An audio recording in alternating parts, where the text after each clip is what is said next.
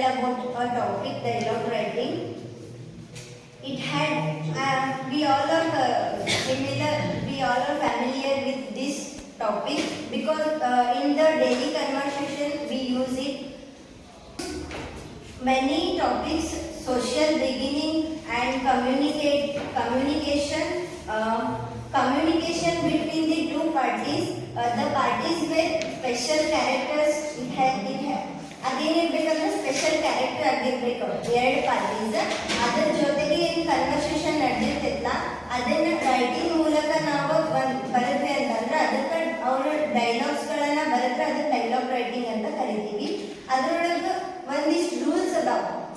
The main rules for dialogue writing I want to share with you. Each speaker get a new paragraph. ಈಗ two parties ಇರ್ತಾವ. For example X ಮತ್ತು Y parties, ಇವೆರಡು parties communication ಮಾಡ್ತಿರ್ತಾವ.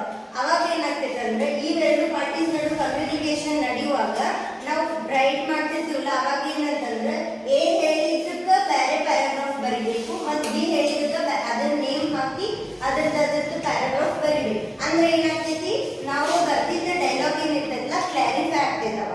ಅದಕ್ಕೆ first one rule ಏನ each speaker get a new paragraph. In second one ಏನಂತಂದ್ರ each paragraph is identical. Each paragraph is identical ಹೆಂಗಂತಂದ್ರ ನಾವು ಬರ್ದಿದ್ದ ಪ್ರತಿಯೊಂದನ್ನು ಪ್ಯಾರಾಗ್ರಾಫ್ ಏನಿರ್ತೈತಲ್ಲ ಅದು ನಾವು ಓದು ಮುಂದೆ ನಮಗದ ತಿಳಿಬೇಕು, ಅದು ಐಡೆಂಟಿಯಲ್ ಆಗ್ಬೇಕು. ಈಗ ಫಾರ್ ಎಕ್ಸಾಂಪಲ್ ನಾವು ಎಕ್ಸ್ ವೈ ಬೇರೆ ಬೇರೆ ಪ್ಯಾರಾಗ್ರಾಫ್ ಮಾಡಿ ಬರುತ್ತೆ ಅಂತಂದ್ರೆ ನಾವು ಅದನ್ನ ಓದೋದ್ರಿಂದ ಏನಾಗ್ತೈತಿ ಎಕ್ಸ್ ಇದು ಹೇಳ್ಯಾನ ವೈ ಇದು ಹೇಳ್ಯಾನ ಅಂತ ನಮ್ಗೆ ಏನಾಗ್ತೈತಿ ಕ್ಲಾರಿಫೈ ಆಗ್ತೈತಿ. ಮತ್ತೆ ಅಲ್ಲಿ ಏನ್ ಸಿಗ್ತೈತಿ ಐಡೆಂಟಿಟಿ ಸಿಗ್ತೈತಿ. ಎಕ್ಸ್ ದಿಂದ ಏನ್ ಡೈಲಾಗ್ ಆಗೈತಿ, ಎಕ್ಸ್ ಕನ್ವರ್ಸೇಷನ್ ಏನ್ ಮಾಡ್ಯಾನ ಅನ್ನೋದು ಗೊತ್ತಾಗ್ತೈತಿ. ಈ ರೀತಿಯಾಗಿ ಸಪ್ರೇಟ್ ಬರೋದ್ರಿಂದ ಐಡೆಂಟಿಯಲ್ ಆಗ್ತೈತಿ. ಇನ್ ಥರ್ಡ್ ಒನ್ ಏನಂತಂದ್ರ punctuations for words said goes inside the question marks. Punctuations for words said it goes inside the question mark. ಈಗ ಫಾರ್ ಎಕ್ಸಾಂಪಲ್ ಈಗ ಒಂದು ಸೆಂಟೆನ್ಸ್ ನೊಳಗೆ ಏನಾರ ನಾವು ಕ್ವಶನ್ ಮಾರ್ಕ್ ಯೂಸ್ ಮಾಡಿರ್ತೀವಿ, ಅದ್ರದ್ದು ಮುಂದೆ ಏನ್ ಯೂಸ್ ಮಾಡ್ಬೇಕಂದ್ರ ಡಬಲ್ ಮಾರ್ಕ್ ಒಳಗೆ ಬರ್ದಿರ್ಬೇಕು. ಯಾಕಂದ್ರೆ ಅದು ಸ್ಪೆಷಲೈಸೇಷನ್ ಅನ್ನ ತೋರಿಸ್ಬೇಕು ಆ ವರ್ಡ್.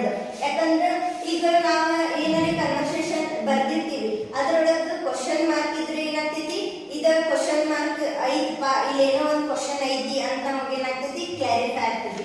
ಅದಕ್ಕೆ ಪಂಕ್ಚುಯೇಷನ್ಸ್ ಅಂದ್ರೆ ಫಾರ್ ಎಕ್ಸಾಂಪಲ್ ಕಾಮನ್ ಆಗಿರ್ಬೋದು, ಫುಲ್ ಪಾಯಿಂಟ್ ಆಗಿರ್ಬೋದು, ಈ ರೀತಿಯಾದ ಪಂಕ್ಚುಯೇಷನ್ಸ್ ಯೂಸ್ ಮಾಡೋದ್ರಿಂದ ಯಾವ ಸೆಂಟೆನ್ಸ್ ಎಲ್ಲಿ ಎಂಡ್ ಆಗೈತಿ, ಯಾವ ಸೆಂಟೆನ್ಸ್ ಎಲ್ಲಿಂದ ಕಂಟಿನ್ಯೂ ಆಗ್ತೈತಿ ಅನ್ನೋದು ನಮಗೆ ಐಡೆಂಟಿಯಲ್. ಇನ್ ಫೋರ್ತ್ ಪಾಯಿಂಟ್ ಏನಂತಂದ್ರೆ long speeches with a several paragraph don't have end quotation. Conversations ಇರ್ತಾವ. ಫಾರ್ ಎಕ್ಸಾಂಪಲ್ ಈಗ ಒಂದು ಕನ್ವರ್ಸೇಷನ್ 1 hour ಗಿಂತ ಜಾಸ್ತಿ ಆಗಿರ್ಬೋದ. ಈ ರೀತಿ ಲಾಂಗ್ ಕನ್ವರ್ಸೇಷನ್ಸ್ ಇರ್ತಾವ. ಅವಾಗ ಏನಾಗ್ತೈತಂದ್ರ ಒಂದಿಷ್ಟು ಸೆವೆರಲ್ ಪ್ಯಾರಾಗ್ರಾಫ್ ಒಳಗ ನಾವು ಅದನ್ನ ಸಪ್ರೇಟ್ ಮಾಡಂಗಿಲ್ಲ. ಯಾಕೆ ಹೇಳ ಅಲ್ಲಿ ಕನ್ವರ್ಸೇಷನ್ ಆಗಿರ್ಬೋದು ಇಲ್ಲಾಂದ್ರೆ ಟಾಪಿಕ್ ಆಗಿರ್ಬೋದು ಕ್ಲಾರಿಫೈ ಇರುವುದಿಲ್ಲ.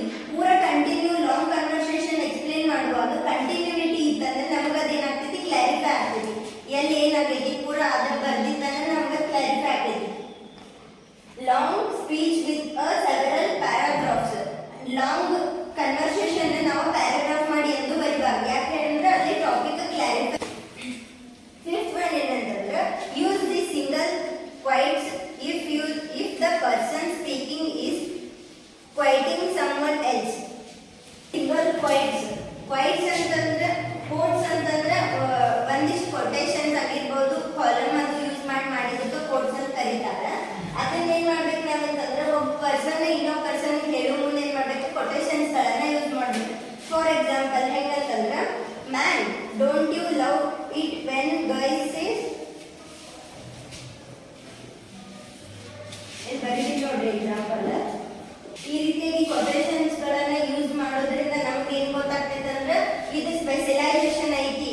ಫಾರ್ ಎಕ್ಸಾಂಪಲ್ ಈಗ ಇದು ಕನ್ವರ್ಸೇಷನ್ ಆತಂದ್ರ ಈ ಮ್ಯಾನ್ ಅನ್ನೋದು ಯಾರಿಗೆ ಹೇಳತ್ತಾರ ಕನ್ವರ್ಸೇಷನ್ ಮಾಡೋ ಮುಂದೆ ಒಬ್ಬ ಪರ್ಸನ್ ಅಥವಾ ಒಂದ್ ಪಾರ್ಟಿ ಇನ್ನೊಂದು ಪಾರ್ಟಿ ಕನ್ವರ್ಸೇಷನ್ ಮಾಡತೈತಿ ಅಂತ ನಮ್ಗೆ ಸ್ಪೆಸಿಫೈ ಆಗ್ತೈತಿ. For example I am fine ಇದೇನ್ ಅನಿಸ್ತೈತಿ ನಮಗೆ ಆನ್ಸರ್ ಅನಿಸ್ತೈತಿ. ಇಲ್ಲಿ ಕ್ವಶನ್ ಮಾರ್ಕ್ ಐತಿ ಅಂತಂದ್ರ ನೀ ಆರಾಮದಿ. ಈಗ ಫಾರ್ ಎಕ್ಸಾಂಪಲ್ ನಾನು ಯಾರಿಗಾರ ಹೌ ಆರ್ ಯು ಅನ್ನೋ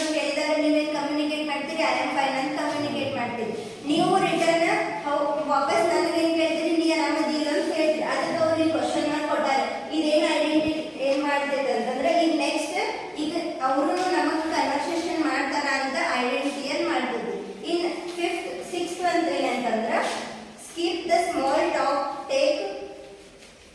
skip the small talk and focus on more important information only. Skip the small talk and focus on more important information ಅಂತಂದ್ರೆ ಈಗ ಕಮ್ಯುನಿಕೇಶನ್ ನಡೆದೈತಿ ಅಲ್ಲಿ ಇದ್ದಿದ್ದು ಎಲ್ಲ ಪ್ರತಿಯೊಂದು ಕಮ್ಯುನಿಕೇಶನ್ ಅನ್ನು ನಾವೇನ್ ಮಾಡ್ಬೇಕು ಬರಿಬೇಕಂತಿಲ್ಲ. ಅಲ್ಲಿ ಮೇನ್ ಇಂಪಾರ್ಟೆಂಟ್ ಯಾವ್ದೈತಿ ಅಥವಾ ಅಲ್ಲಿ ಯಾವ್ದು ನಮಗೆ ಜಾಸ್ತಿ ಇನ್ಫಾರ್ಮೇಶನ್ ಅನಿಸ್ತೈತಿ ಅದನ್ನಷ್ಟೇ ನಾವೇನ್ ಮಾಡ್ಬೇಕು ಬರಿಬೇಕು. ಅಲ್ಲಿ ಸ್ಮಾಲ್ ಏನಾರೆ ನಾರ್ಮಲ್ ಆಗಿ ಏನಾರೆ ಇದು ಅಂತಂದ್ರೆ ಅವನೇನ್ ಮಾಡ್ಬೇಕು ಸ್ಕಿಪ್ ಮಾಡ್ಬೇಕು ಇನ್ಫಾರ್ಮೇಶನ್ ಬರೆಯುವ. ಫಾರ್ ಎಕ್ಸಾಂಪಲ್ ನಾವೀಗ ಒಂದು ಎಕ್ಸಾಂಪಲ್ ನೋಡುನು. ಈಗ ಸ್ಟೂಡೆಂಟ್ಸ್ ಮತ್ತೆ ಟೀಚರ್ ನಡು ಯಾವ ರೀತಿಯಾಗಿ ಕಮ್ಯುನಿಕೇಶನ್ ನಡೀತೈತಿ, ಡೈಲಾಗ್ ರೈಟಿಂಗ್ ಹೆಂಗ್ ಆಗ್ತೈತಿ ಅನ್ನೋದನ್ನ ನಾವೆಲ್ಲ ನೋಡ್ಬೇಕು. ಸ್ಟೂಡೆಂಟ್ ಏನ್ ಹೇಳ್ತಾನಂತಂದ್ರ good morning sir, how are you? Student ಏನ್ ಕೇಳ್ತಾನ good morning sir, how are you sir ಅಂತ ಕಮ್ಯುನಿಕೇಶನ್ ಮಾಡ್ತಾನೆ. ಇಲ್ಲಿ ಏನಾಯ್ತು ಕ್ವಶನ್ ಮಾಡಿದಂಗ ಅರ್ಥ. ಈಗ ಸರ್ ಹೇಳ್ತಾರ I am completely fine, what about you? Sir ಏನಂತಾರ ನಾನು ಆರಾಮದೀನಿ, ಐ ಆಮ್ ಕಂಪ್ಲೀಟ್ಲಿ ಫೈನ್.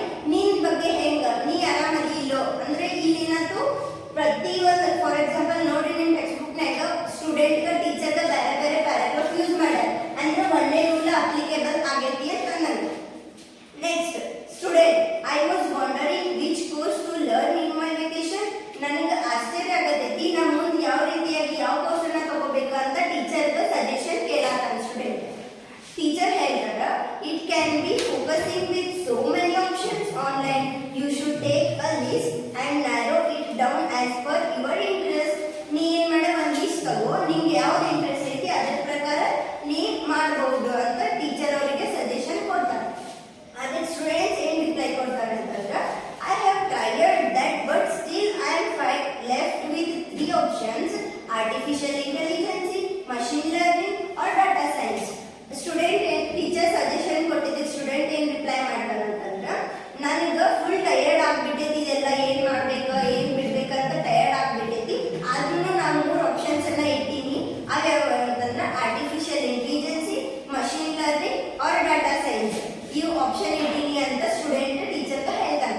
ಅದಕ್ಕೆ ಟೀಚರ್ ಏನ್ ಕಮ್ಯುನಿಕೇಟ್ ಮಾಡ್ತಾರ ಅಂತಂದ್ರ well all of them are very interesting courses, but as far as I remember you have always been interested in artificial intelligence. Ma'am ಏನ್ ಹೇಳ್ತಾರ ಅಂತಂದ್ರೆ ಅಥವಾ ಸರ್ ಆಗಿರ್ಬೋದು ಮ್ಯಾಮ್ ಟೀಚರ್ ಏನ್ ಹೇಳ್ತಾರ ಅಂತಂದ್ರೆ ವೆಲ್ ಚಲೋ ಗುಡ್ ಅಂತ ಹೇಳ್ತಾರೆ. ನಾ ಏನ್ ಮಾಡಿನ ಅಂತಂದ್ರೆ ನಂದು ಗೊತ್ತೈತಿ ಸ್ಕೂಲ್ ಟೈಮ್ ಇದ್ದಾಗ ಐ ರಿಮೆಂಬರ್ ನಾನು ನೆನಪಿಸ್ಕೋತೀನಿ ನಿಂಗೆ ಆರ್ಟಿಫಿಷಿಯಲ್ ಇಂಟೆಲಿಜೆನ್ಸ್ ಒಳಗೆ ಜಾಸ್ತಿ ಇಂಟ್ರೆಸ್ಟ್ ಐತೆ ಅಂತ ನನಗೆ ಅನಿಸ್ತೈತಿ ಅಂತ ಮ್ಯಾಮ್ ಹೇಳ್ತಾರೆ. ಅದಕ್ಕೆ ಸ್ಟೂಡೆಂಟ್ ಏನ್ ಹೇಳ್ತಾರೆ ಅಂದ್ರೆ yes I do because I felt it is our future. ಆಮೇಲೆ ಹೇಳ್ತಾರೆ ಸ್ಟೂಡೆಂಟ್ ಎಸ್ ನನಗೆ ಅನಿಸ್ತೈತಿ ಇದು ನಮ್ಮ ಫ್ಯೂಚರ್ ಒಳಗೆ ನಮ್ಗೆ ಹೆಲ್ಪ್ ಆಗ್ತೈತಿ ಅಂತ ಅನಿಸ್ತೈತಿ ಅಂತ ಸ್ಟೂಡೆಂಟ್ ಹೇಳ್ತಾರೆ. ಟೀಚರ್ ಏನ್ ಹೇಳ್ತಾರೆ ಅಂದ್ರೆ well then it's not harm in pursuing it and later if you don't it less interesting you can always switch. ನೀ ಏನ್ ಮಾಡ್ಬೇಕಂತಂದ್ರ ಹಾರ್ಮ್ ಇನ್ ಪರ್ಸ್ಯೂಯಿಂಗ್, ನೀ ಈಗ ತಗೊಳ್ಳೋ ಮುಂದೆ ಗಡ್ಬಡ್ ಮಾಡಬೇಡ. ಮುಂದೆ ನಿನಗೆ ಅದ್ರೊಳಗೆ ಏನಾದ್ರೆ ಕಮ್ಮಿ ಇಂಟ್ರೆಸ್ಟ್ ಏನ ತೋರಿಸಿದ್ರೆ ಅಂದ್ರೆ ನಿಂಗೆ ಇಂಟ್ರೆಸ್ಟ್ ಬರ್ಲಿಲ್ಲ ಅವಾಗ ಈಗ ತಗೊಳ್ಳೋ ಮುಂದೆ ಯೋಚನೆ ಮಾಡಿ ಅದನ್ನ ಅಕ್ಸೆಪ್ಟ್ ಮಾಡ. ಆಮೇಲೆ ನೀ ಕ್ವಿಟ್ ಮಾಡಬೇಡ ಮತ್ತೆ ಅದ್ರೊಳಗೆ ಇಂಟ್ರೆಸ್ಟ್ ಲೆಸ್ ಅನ್ನ ತೋರಿಸ್ಬೇಡ ಅಂತ ಟೀಚರ್ ಸಜೆಷನ್ ಕೊಡ್ತಾರೆ. ಅದಕ್ಕೆ ಸ್ಟೂಡೆಂಟ್ಸ್ ಏನ್ ಹೇಳ್ತಾರೆ ಅಂತಂದ್ರ yes it sounds like a great idea, thank you. ಆಮೇಲೆ ಅಂತಂದ್ರೆ ಎಸ್ ನೀವು ಕೊಟ್ಟಿದ್ದು ಕರೆಕ್ಟ್ ಐಡಿಯಾ ಐತಿ, ಮುಂದೆ ನಾ ಇದನ್ನ ಸ್ಕಿಪ್ ಮಾಡಬಾರ್ದು.